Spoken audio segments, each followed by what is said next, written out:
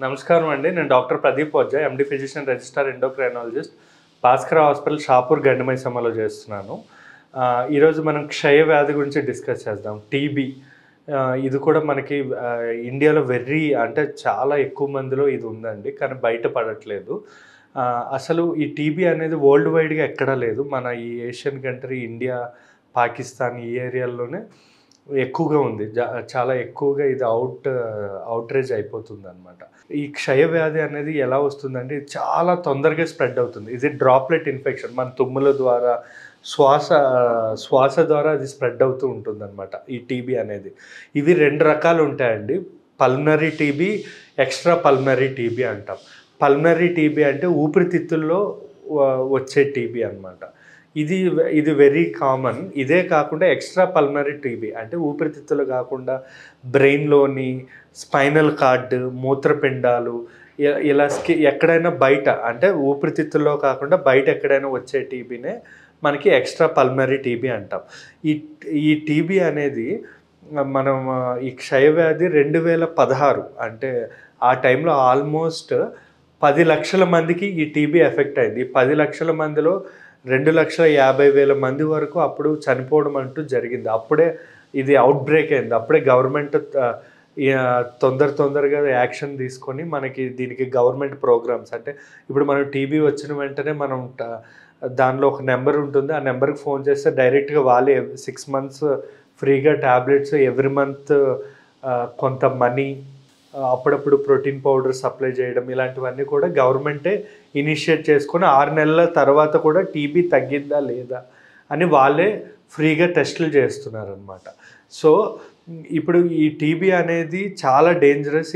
ఎందుకంటే చాలామంది మనం దీన్ని లైట్ తీసుకుంటాం, కానీ ప్రాణాలు పోయే అవకాశాలు చాలా మట్టుకు ఉంటుంది. అంటే స్టేజ్ దాటాక ఊపిరితిత్తులు కంప్లీట్గా పాడై సిఓపిడిలా తయారవడం, లేదా లంగ్ క్యాన్సర్లు వచ్చి కానీ చాలామంది ప్రాణాలు కోల్పోతూ ఉంటారన్నమాట. ఈ టీబీ అనేది మనకి ఎలా అంటే మీకు చెప్పా కదండి, డ్రాప్లెట్ ఇన్ఫెక్షన్, వ్యాధి నిరోధక శక్తి తక్కువ అవడం వల్ల, ఎక్కువగా జనాభా ఉండే ప్లేసుల్లో తిరగడం వల్ల, పబ్లిక్ సర్వీసెస్ చేసే వాళ్ళకి ఎక్కువగా ఇవి అటాక్ అయ్యే అవకాశం ఉంటుంది. అండ్ ఆల్సో లో సోషియో ఎకనామిక్ స్టేటస్ అంటే కొంచెం ఒకే దగ్గర గుడిసెల్లో ఎక్కువ మంది ఉంటూ ఉంటారు కదా, వాళ్ళు కూడా ఈ టీబీ అనేది వచ్చే అవకాశాలు ఉంటుందన్నమాట. ఇది ఎలా అంటే 3 రకాలు ఉంటుందండి. మన ఇండియాలో ప్రతి ముగ్గురులో ఒకరికి ఎప్పుడో ఒకసారి టీబీకి అయితే ఎక్స్పోజ్ అయ్యే ఉంటారు. కాకపోతే వాళ్ళకున్న ఇమ్యూనిటీ వల్ల ఈ టీబీ అనేది ఒక బ్యాక్టీరియా. ఆ బ్యాక్టీరియా అనేది మైకోబాక్టీరియం ట్యూబర్క్యులర్ అనే బ్యాక్టీరియా. కొంతమందిలో ఇమ్యూనిటీ ఉండడం వల్ల అది అటాక్ అవ్వకుండా వాళ్ళు దాని నుంచి బయటపడతారనమాట. ఇది 3 స్టేజ్ల్లో ఉంటుంది. ఫస్ట్ ఏంటంటే ప్రైమరీ టీబీ ఇన్ఫెక్షన్ అంటాం. అంటే ఫస్ట్ మనకి ఇన్ఫెక్షన్ వచ్చిన వెంటనే దాన్ని ప్రైమరీ టీబీ అంటాం. అప్పుడు ఏమవుతుంది అంటే మనకి మైల్డ్గా సిమ్టమ్స్ ఉంటాయి, లైక్ ఫ్లూ సిమ్టమ్స్, అంటే జలుబు, దగ్గు అలా లైట్గా ఉంటే మన ఇమ్యూనిటీ, వ్యాధి నిరోధక శక్తి పోరాడి కంప్లీట్గా ఆ బ్యాక్టీరియాని ఎలిమినేట్ చేసేస్తుంది. వీళ్ళే ప్రైమరీ టీబీ అంటాం. లేటెంట్ టీబీ అంటే ఏంటంటే వాళ్ళకి ఆల్రెడీ టీబీ వచ్చి ఆ బ్యాక్టీరియా ఎలిమినేట్ అవ్వదు, మనలోనే ఉండిపోతుంది అనమాట.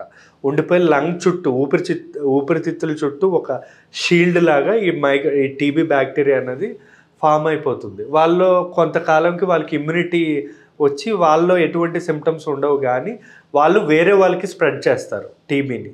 వాళ్ళకి ఏ సిమ్టమ్స్ ఉండవు, కానీ వాళ్ళ వల్ల వేరే వాళ్ళకి వచ్చే అవకాశాలు ఉంటాయి. దీన్నే లేటెంట్ టీబీ అంటాం. ఇంకోటి అడ్వాన్స్డ్ టీబీ అంటే ఇమ్యూన్ సిస్టమ్ డౌన్ అయిపోయి టీబీ అనేది బాడీలో యాక్టివ్ ఉంటుంది. అంటే మన వ్యాధి నిరోధక శక్తి కూడా పోరాడలేదు, వాళ్ళలో సిమ్టమ్స్ అనేవి ఖచ్చితంగా ఉంటాయి. దీన్ని అడ్వాన్స్డ్ టీబీ అంటాం. వీళ్ళలో ఏమేమి సిమ్టమ్స్ ఉంటాయి అంటే మెయిన్గా టీబీలో ఉండే సిమ్టమ్స్ దగ్గుతో పాటు తెమడ, కొన్నిసార్లు ఆ తెమడతో పాటు రక్తం రావడం, ఇవన్నది ఉంటుంది. మోర్ దెన్ అంటే వీళ్ళలో ఏంటంటే మోర్ దెన్ 2 వారాల పైన ఈ దగ్గు అనేది తగ్గకుండా ఉంటుందన్నమాట. సో వాళ్ళలో మనం ఖచ్చితంగా టెస్ట్లు, డాక్టర్ దగ్గరికి వెళ్ళి ఎక్స్రేలు కానీ తెమడ పరీక్షలు కానీ చేయించుకోవడం అనేది చాలా ఇంపార్టెంట్.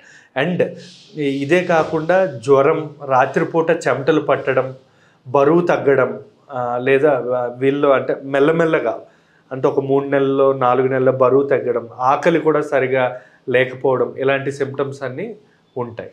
వీళ్ళలో ఏంటంటే ఊపిరి తీసుకోవడం ఇబ్బంది కానీ, చెస్ట్ పెయిన్ అంటే ఛాతీలో నొప్పి, ప్రతిరోజు రాత్రిపూట జ్వరం రావడం కానీ, లేదా బాగా వీక్‌నెస్ అనిపియడం, కడుపులో నొప్పి అని కూడా కంప్లెయింట్ చేస్తుంటారు. ఎందుకంటే వీళ్ళలో లింఫ్ నోడ్ స్వెల్లింగ్, మనకి ఇక్కడ స్వెల్లింగ్ ఉంటుంది కదండీ! టాన్సిల్స్ లాగా లింఫ్ నోడ్స్ ఉంటాయి. ఇక్కడ గానీ ఎక్కడో దగ్గర బాడీలో లింఫ్ నోడ్స్ ఉంటాయి. చిన్న చిన్న గడ్డల్లాగా. అవి కడుపులో కూడా ఉంటాయి. అవి వాపు రావడం, ఇలాంటి సింప్టమ్స్ అన్నీ కనబడుతూ ఉంటాయి. ఈ టీబీ అనేది మాక్సిమం ఇమ్యూనిటీ తక్కువయ్యే వాళ్ళు, లైక్ హెచ్ఐవి గానీ, వేరే హెపటైటిస్ బి, హెపటైటిస్ సి, వేరే ఏవైనా వైరల్ ఇన్ఫెక్షన్స్ వల్ల వ్యాధి నిరోధక శక్తి తగ్గేటప్పుడే ఇవి అటాక్ చేస్తూ ఉంటాయి.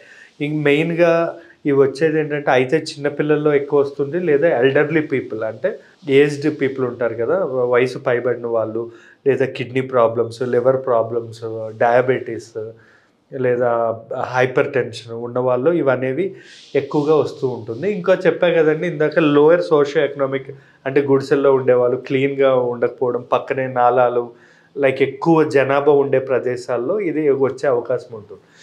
టీబీకి అయితే ఇప్పటిదాకా అయితే కంప్లీట్‌గా గవర్నమెంటే ట్రీట్మెంట్ ఇస్తుంది కానీ, ఈ ప్రెజెంట్ ఒక 15 డేస్ నుంచి టీబీ మెడికేషన్స్ అన్నవి షార్టేజ్ ఉన్నాయి. అంటే మన ఆంధ్రప్రదేశ్, తెలంగాణలో ఇక్కడ షార్టేజ్ ఆఫ్ మెడిసిన్ ఉంది. అంటే మరి ఇండియా వైడ్ ఎలా ఉందో తెలీదు కానీ 15 డేస్ నుంచి 20 డేస్ నుంచి అసలు ఈ మెడిసిన్స్ అనేవి దొరకట్లేదు.